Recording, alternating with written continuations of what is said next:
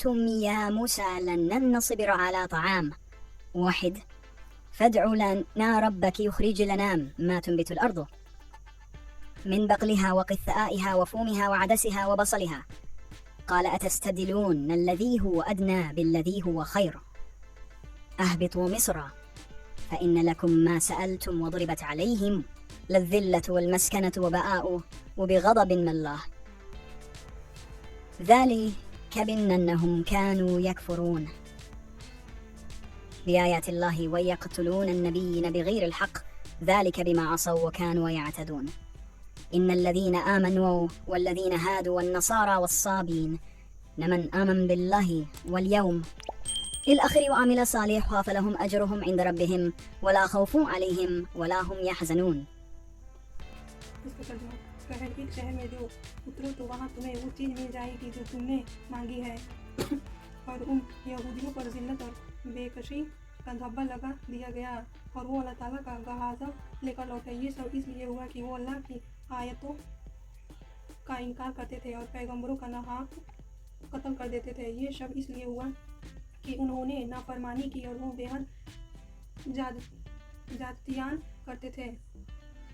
हक तो ये है कि जो लोग भी कहा वो मुसलमान हो या यहूदी या नशराई या सब भी अल्लाह और आखिरत के दिन पर ईमान ले आएंगे और नेक अमल करेंगे, वो अल्लाह के पास अपने अजर के मुस्तहिक होंगे और उनका ना कोई खौफ होगा ना वो किसी गम में मुब्तला होंगे। और वो वक्त याद करो जब हमने तुमसे तौरात पर अमल करने का अहदा लिया था और कोहे तूर का तुम्हारे ऊपर उतार खड़ा किया था, कोहे तूर को तुम्हारे ऊपर उठा खड़ा किया था।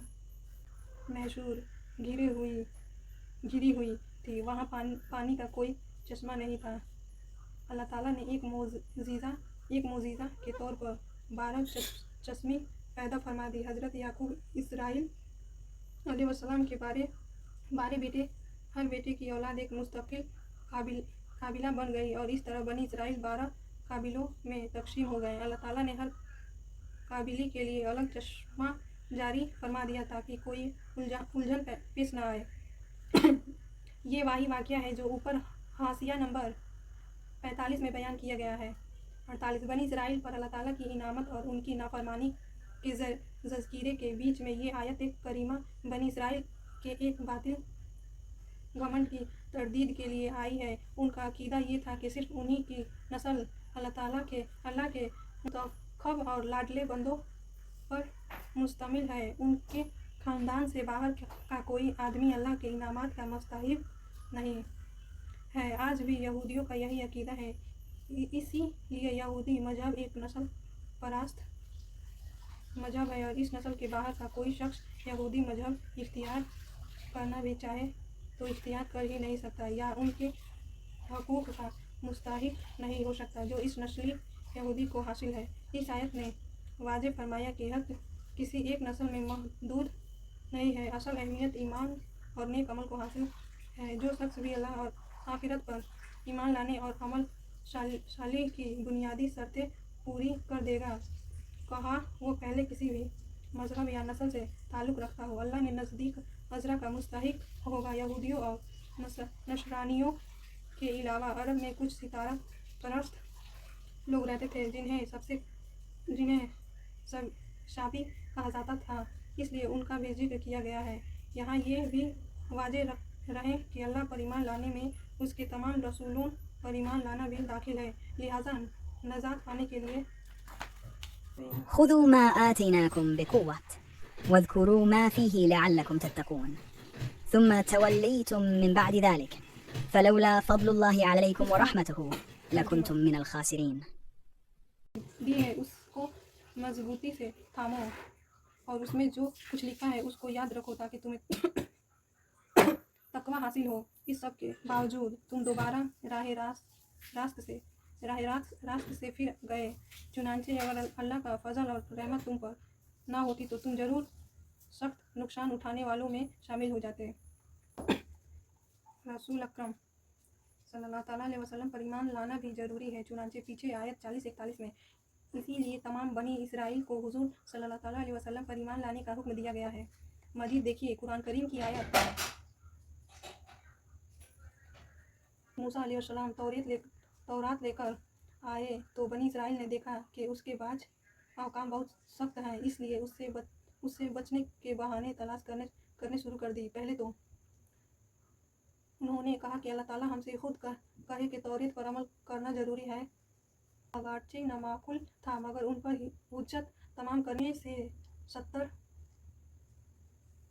आदमी मुंतखब करके हज़रत मूसा अलैहिस्सलाम के साथ कोहे तूर पर भेजे गए, जैसा कि कुरान करीम में सूरह अरफ फरमाया है, जिनको अल्लाह ताला ने 12 रात तौरात पर अमल का हुक्म दिया, मगर जब ये वापस लौटे तो उन्होंने अपनी कौम के सामने तस्दीक तो की कि अल्लाह ताला ने तौरात पर अमल का हुक्म दिया है,